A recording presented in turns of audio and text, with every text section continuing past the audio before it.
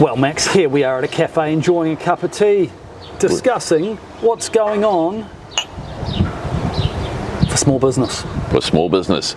There was a bit of an announcement by the Reserve, no, not the Reserve Bank, it was done by, it was the Reserve Bank, said we were in a bit of trouble. Yeah, look, it effectively, Adrian Orr said the quiet part aloud. They've realised that probably going to have to push the country into recession to get everything back on an even keel. So not only a recession for, 2 years, but they also said it'll be a couple of years after that before we even start getting back into lifting our standard of living. What's going to happen? Who's going to suffer here? Look, it's obviously we're most interested in small business, and small business will suffer because a lot of them have debt. Almost all of them have debt, and much of that debt is secured over their houses. And so, let's use a hypothetical example of someone having a $100,000 mortgage. Not many of those in Auckland, but let's just say $100,000 mortgage. If you took that out at 2%, interest rates are now closer to 6%. Your repayments are like more than 3 times.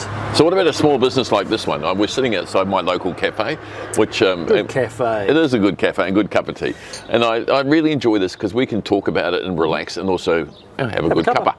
And it just builds up convivial. But that's what really our society's gone for. Is this going to survive? Some businesses like this? This one hopefully will. It's got a loyal clientele such as yourself, but there's going to be a bunch that don't. And it is one of the things that happens if the country does go into recession, which is looking pretty likely. If the country does go into recession, then it's often some of the discretionary spending, the luxury spending, if you will. The people that used to go and buy a couple of coffees a day, they might cut that back and now just get a coffee every other day. So Dave, 2020, you and I predicted doom and gloom, and it never happened.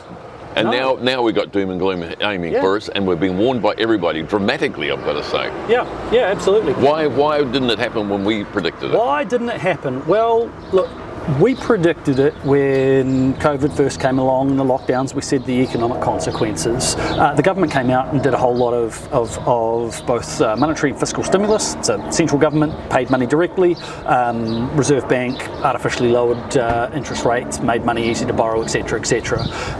Those things are now being unwound. And what we've really got the equivalent, I love a good metaphor, is that rather than being out to the bar a little bit late and waking up with a bit of a light head in the morning, we've gone on a 3-day bender, and we're made it worse. We've made it worse. We've made it worse. Unintended consequences. And look, you demonstrated that to me because what you showed me today was that the Reserve Bank gave our other banks, the Australian-owned banks, $15 billion. Gave them a line of credit, a cheap line of credit, which encouraged more debt. More debt.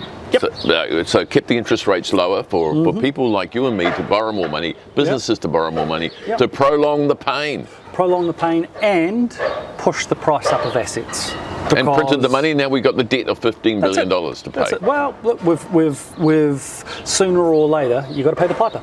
And these Australian banks are making big profits. They've done all right. Record profits. They've done all right out of us, haven't they? Whoa. They've done pretty good. So is our money going offshore? But anyway, getting off that.